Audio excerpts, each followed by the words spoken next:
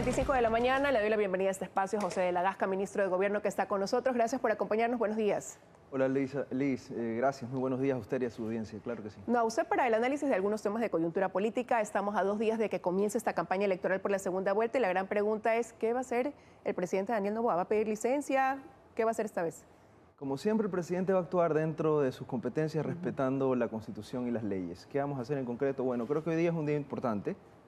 Hay algunos temas por definirse. Recordemos que la señora Abad tiene ya una sentencia por parte de primera instancia del Tribunal Contencioso Electoral. Veamos qué pasa y qué resuelve la apelación, pero sin perjuicio de eso nosotros sabremos responder a la altura de la situación. El presidente sabrá actuar en su condición de primer mandatario, que es su primera obligación, y luego también con el sombrero de candidato. No obstante, creemos que hay varios caminos todavía que se pueden agotar. Pero una de las fórmulas pudiera ser como lo hizo en la primera vuelta, es decir, tomar ciertos días, encargar la presidenciaria de su gabinete, pudiera ser nuevamente Cynthia Gelibert. Pudiera. Hay alternativas, pero siempre con la Constitución en la mano. Eso es lo que deben saber los ecuatorianos y sobre todo que no vamos a permitir que aquí se pretendan deshacer lo que ya se ha hecho, que se pretenda destruir lo que se ha avanzado en la lucha contra el crimen organizado y sobre todo la institucionalidad y la gobernabilidad. Pero usted decía, hoy es un día importante, sí, en el tema de la vicepresidenta, pero ella, y para ya de ahí pasar a otro tema, depende de lo que se resuelva, lo que resta de tiempo de este gobierno, la idea es que ella permanezca en Turquía. Bueno, ella extemporáneamente ha optado por cumplir finalmente con el decreto 490. Nosotros tan pronto tuvimos comunicación oficial de que esto era así, actuamos en consecuencia y se quitó el encargo, vamos a decirlo así, a la señora Cynthia Gelibert, secretaria de gabinete.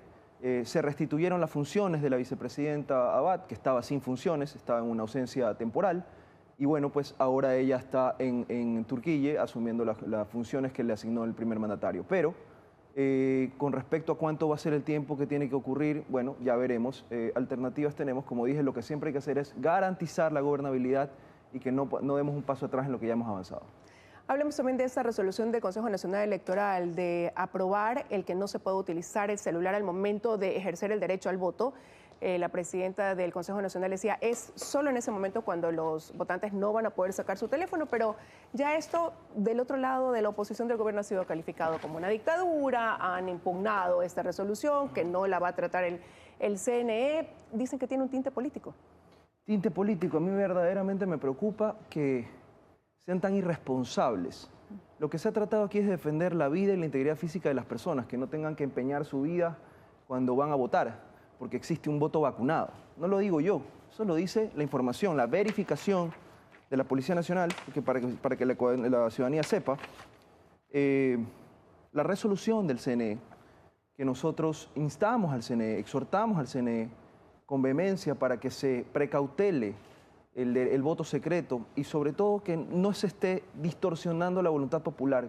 No solamente podemos llamar que un proceso de elecciones puede estar libre de problemas si es que solamente vemos a las formas. Yo creo que hay que ver el fondo, y el fondo es que se respete la voluntad popular desde el momento de la creación. Todos los ciudadanos tienen el derecho de votar y de escoger su destino en absoluta reserva y con la intimidad que se necesita, no con miedo. Pero ese informe es porque se sustenta en denuncias, en casos que se pudieron comprobar. Permítame leer. Aquí yo tengo, en esta resolución, el CNE, si lo podemos pinchar, tiene un informe número PN, DGI, DAO, DEPS, 2025-009, que lo hace el comandante general de la Policía Nacional, general de distrito Víctor Hugo Zárate, en el que él, en sus conclusiones, y hay varias, establece lo siguiente, que se ha evidenciado que en diversos sectores de Guayaquil, como mercados y barrios populares, se ha forzado a ciudadanos o comerciantes a participar en actividades de campaña de movimientos políticos. 3.2, que existen denuncias que individuos y grupos han presionado a ciudadanos para que voten a favor de determinados movimientos políticos ofreciendo incentivos económicos. Y el más grave de todos, 3.3, que las verificaciones, esto no es solo denuncias, Liz, es que la policía ha hecho las investigaciones y ha constatado que lo que se dice es real. Que de las verificaciones realizadas han revelado que diversas organizaciones delictivas, GDO, están manipulando la voluntad popular de Guayaquil, creando un ambiente de intimidación, temor y violencia. Eso es a lo que responde esto y nosotros ya lo conocíamos. Las denuncias eran evidentes, la policía lo que ha hecho es verificarlo y ahora lo que se precautela es eso. Y a mí sí me llama poderosamente la atención que existiendo estas alertas y estas verificaciones, existan grupos políticos que no obedecen al gobierno, que no obedecen al Nuevo Ecuador, que pretenden defender el voto vacunado, que pretenden atentar contra esta resolución del CNE que establece la prohibición para que exista el voto vacunado. Recordemos, es el voto, la prohibición al momento de la raya. Que eso sea secreto, que eso se precautele es elemental en democracia. Pero también dicen que pudiera tener un tinte político esto que también dicen desde el gobierno debería darse, ¿no? El hecho de que las personas que están ahora que viven en provincias que han sido afectadas fuertemente por las lluvias tengan la libertad de acercarse o no a sufragar, porque dicen que coinciden estas provincias con quizás donde tiene mayor voto también en la costa ecuatoriana la Revolución Ciudadana. No, para nada, eso es simplemente no conocer la historia y no entender lo que pasa en territorio. Quienes hemos recorrido en territorio hemos podido constatar de primera mano la inclemencia del temporal, las desgracias naturales, los deslaves, deslizamientos, aluviones y demás inundaciones, desbordamiento de ríos, crea necesariamente un ambiente de zozobra, un ambiente de desgracia, un ambiente de luto, gente que lo ha perdido todo. He podido conversar con Napoleón, por ejemplo, en Loja, en Celica, perdió su esposa en sus manos. Se le puede exigir, perdió su casa, perdió todo. Vamos a suponer que logra tener su cédula, pero de aquí hasta allá, donde esta semana estaba previsto que el temporal aumente, que las lluvias aumenten. Lo que se trata es no recargar más el bolsillo de los ecuatorianos en una situación como esta de calamitosa, una fuerza mayor. Y de lo que se trata es que se ha recogido, es que no se acentúe este peso de la multa. Eso es todo, que no se vaya a cobrar la multa en casos especiales. Ya hay antecedentes, me parece, en el AUCI, en otras elecciones y en la Amazonía también, personas que por cuestiones de desbordamiento de ríos no pueden llegar a votar. Hay personas que tienen que coger canoa 3 horas para ir a votar. Eso es lo que se trata, simplemente, no de buscar algún escenario político, pero lamentablemente aquí todo lo que se hace por la ciudadanía, como por ejemplo precautelar que no existe el voto vacunado, es necesariamente visto con tintes políticos para luego hablar de fraude en caso de pérdida. Ahora, ¿cómo siente que llegan a esta segunda vuelta electoral? Mire, acabo de llegar de la Amazonía. Estuve antes de ayer en Zamora, ayer en Morona, y el calor de la gente, que llegue un ministro de gobierno, que aparezcan proyectos, entregamos 14 millones de dólares en proyectos aprobados por la CTA, por la Secretaría Técnica Amazónica, a Zamora, 2.2 millones de dólares a Morona, para obras de alcantarillado, etcétera. Son proyectos que finalmente van a ver la luz en un poco años de gestión. Entonces yo lo que estoy viendo en las distintas partes del Ecuador es definitivamente un calor y un abrazo por un nuevo Ecuador y dejar atrás el Ecuador del ayer, el Ecuador de la impunidad, del latrocinio. Lamentablemente estamos viendo lo que pasa con los chats, Liz. Creo que solamente hemos visto la punta del iceberg. Con mi equipo estamos viendo una cantidad de horrores de cómo el totalitarismo pretendía extender sus redes a través del Consejo de Participación Ciudadana, politizado, ¿Hasta partidizado. dónde pretendían llegar desde su punto de vista? Ajá, muy lejos, al todo. ¿Pero qué es lo muy querían lejos? todo. Y no solamente es a dónde, por ejemplo, el Consejo de Participación Ciudadana, las instituciones de control en la Superintendencia de Bancos, que lo hemos visto, para controlar ¿qué? El lavado de activos o permitir que no exista control del lavado de activos. Eso es gravísimo, una economía dolarizada, donde estamos viendo cuáles son las fuentes de financiamiento del narcoterrorismo, de los EDOs, pretender que el Estado no pueda controlar eso eficientemente. Eso es cuando la política está detrás del narcoterrorismo. En esos casos, en este caso, en el caso de Ligados, ¿el gobierno podría entrar quizás como acusador dentro de este proceso a través de la Procuraduría? Sí, debería. La Procuraduría debería hacerlo porque esto es algo que debe de quedar en la memoria de los ecuatorianos para que nunca se repita. Yo creo que aquí la Fiscalía ha hecho su parte. La Fiscalía ha puesto una vez más en la retina pública estos donde la corrupción, la política se mezclan y ahora la corrupción, la política y el crimen organizado se mezclan, como hicieron de la política o pretendían hacer de la política pública el crimen como política pública y los partidos políticos como carteles. Pero Augusto Verdugo lo ha calificado como un montaje todo esto. Es lamentable, ¿verdad? Verdaderamente. O sea, esa fundamentación, señor Verduga, por Dios, sea serio con el país. Vaya, defiéndase en derecho y no simplemente esté lanzando acusaciones así. Vaya, demuestre lo que dice en una corte. Usted argumente en una corte respecto de la cadena de custodia, respecto de la autenticidad de sus chats. Usted es abogado, por Dios. Usted sabe que lo que está diciendo no tiene ningún fundamento. ¿Y hasta dónde debería extenderse? Quizás vincular a asambleístas de la Revolución Ciudadana que también se veía, pues, o se ha visto, intentaban favorecer, por ejemplo, a Raúl González. Yo creo que esto es como metástasis, desde luego. Yo creo que esto es como una metástasis. Aquí hay que eliminar el cáncer por completo. Ese cáncer de esa clase política debe de extirparse por completo del escenario político nacional. Y yo creo que esa es la decisión que deben de tomar los ecuatorianos. Esto es una vergüenza. Esto es algo que verdaderamente a mí me parece que enluta la política nacional. Ver cómo pretendían tomárselo todo, cómo parecían desaforados, con apetitos desaforados por tener puestos estratégicos para controlar la superintendencia de bancos. O llamando, por ejemplo, a una persona con sentencia ejecutoriada por parte de la justicia, me refiero al ex vicepresidente Glass, a preguntarle a él que quiénes deberían ser las personas que estuvieran en el Consejo de la Judicatura para manejar la justicia.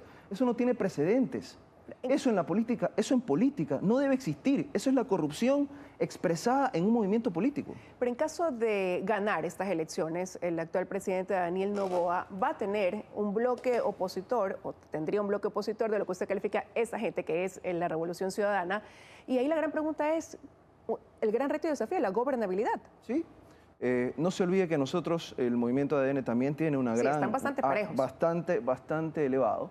De hecho, tenemos a la asambleísta mayor votada, la doctora Anabela Sin. Desde luego, los juegos de gobernabilidad van a estar complejos. Tendremos que ver si ellos están en la agenda de país o en la agenda del país que queremos dejar atrás. Pero aquí los ecuatorianos ya no somos... No vamos a creer ese cuento, los ecuatorianos no somos tontos y sabemos esto de los chats, revela cuál es el plan político que tenía un grupo y cuál es el plan político que queremos dejar atrás. Entonces, en la línea en que ellos estén de mirar hacia el futuro, limpio, libre de corrupción, libre de totalitarismo, pues enhorabuena. ¿Y va a esperar a que arranque el periodo, quizás una nueva asamblea, para tratar de viabilizar esta denominada ley del talón de Aquiles, con la que busca que se sancione esta mala fe procesal, la dilación de los procesos, o van a impulsarla ahora? Debería ser ahora y ya es tarde. La Asamblea debe decirle al país qué hace con respecto a la gran agenda de impunidad que muchos actores políticos y en general, una debilidad del sistema procesal, de cómo existen abogados y partes procesales que su defensa es simplemente dilatar la justicia para que los tiempos no lleguen, para que prescriban las causas, para que caduque la prisión preventiva, para que se imposibilite a la Fiscalía de hacer las vinculaciones que estamos viendo. Por ejemplo, esto no es condicatoria, yo sé que a veces los ególatras... ¿Es coincidencia el nombre de la ley? Yo sé que los ególatras tienen ese problema de que creen que todo se trata de ellos, pero hablando del caso AAA, ahí está, no hemos mentido, solitos se delatan, impidiendo que se haga la audiencia a través de artimañas, ya vimos los certificados, los abogados con hemorroides y demás, y ahora pidiéndole al juez que cierre la instrucción para que no se posibilite la vinculación, es decir, dejar el caso en la impunidad. Eso es lo que quiere el alcalde de Guayaquil, esa es la gran agenda de impunidad que pretenden y contra eso va la ley talón de Aquiles. Y han puesto una denuncia contra usted, ministro, a propósito de que menciona el caso AAA por referirse de cierta manera al alcalde de Guayaquil. Así me he enterado, la verdad es que me tiene sin cuidado. Yo creo que lo que le interesa al país y lo que nos interesa a nosotros es seguir destapando los problemas de corrupción y que no permee la impunidad en el Ecuador. De ahí lo que él haya hecho, pues ya nos veremos en las Cortes, vamos a ver qué pasa. Pero este enfrentamiento que llega a tener el gobierno con algunas autoridades de los gobiernos autónomos descentralizados, el caso de Guayaquil, escuchábamos a la ministra de Energía el día de ayer sobre el tema de Esmeraldas, pues también calificar al alcalde de Esmeraldas como incompetente, él responde a eso ocasiona un ruido y lleva a que no se pueda realizar quizás un trabajo coordinado cuando es lo que se necesita y demanda. En el caso de Guayaquil a lo mejor en tema de seguridad, en el caso de Esmeraldas para poder hacer un trabajo completo de contención, remediación. Nosotros trabajamos para todo el Ecuador y para todos los ecuatorianos y lo hacemos con la mayor de la voluntad y buena fe. Pero existen otras personas que están encargadas de hacernos la vida de cuadritos, tratar de impedir la gestión. Nosotros recorremos y yo he estado en constantes reuniones con múltiples alcaldes ayer, antes de ayer, toda esta semana he estado en alcaldes en distintas provincias y veo otro ambiente. Los que quieren trabajar, trabajan. Los que no quieren trabajar, ponen excusas. Ahora, hablemos también de un tema que está sobre la mesa, el tema de la dolarización. El presidente envió un decreto para ponerle un candado, blindarle, y esto a propósito de declaraciones de una de las asambleístas de la Revolución Ciudadana que habló de aterrizar la dolarización a lo que requiere el Ecuador. Algunos han dicho son los ecuadólares. Claro, es que eso hace sentido cuando decían Luisa te desdolariza. Hoy lo vemos que está más claro que nunca. Es que se les sale por los poros esto, ¿no? Entonces ya no pueden ocultarlo. Pero lo que dice la candidata es la que va a ser presidenta soy yo. Eso responde cada vez que uno le pregunta por lo que han dicho miembros de su partido. Los ecuatorianos no somos ingenuos. Lo que yo tengo que decir es que es evidente que quienes están a favor de la dolarización de frente, sin ambajes, somos nosotros, el gobierno nacional. El presidente inclusive ha expedido un decreto ejecutivo en tal sentido. Vemos cómo la Asamblea intentó sacarse el tema de encima, no le salió, ¿no? Ya finalmente tuvieron que suspender la sesión para tratar de treparse en la camioneta los defensores de la dolarización cuando han sido precisamente los primeros en pugnar por una desdolarización. Hoy, correctamente llamada por uno de ellos, dolarización a la ecuatoriana, que no es otra cosa que hacer uso de las reservas monetarias, volver a recargar la atención sobre el Banco Central e imprimir billetes como loco, no sé, crear un Rafaelito, un Correíta, alguna cosa así por el estilo, que simplemente les sirva para tratar de ver cómo resuelven una situación económica a través de esas vías, no llevarnos a problemas como por ejemplo los que hoy tiene Bolivia. Quiero agradecerle, ministro, que nos haya acompañado esta mañana para abordar algunos temas de, como decía, de interés nacional y de coyuntura política. Encantado, Luisa. Liz. Luisa, no, Liz. No, Liz. Que tenga un buen día. Con eso de aquí ya estamos despidiendo este espacio de Noticias de la Comunidad. Que tengan un buen día.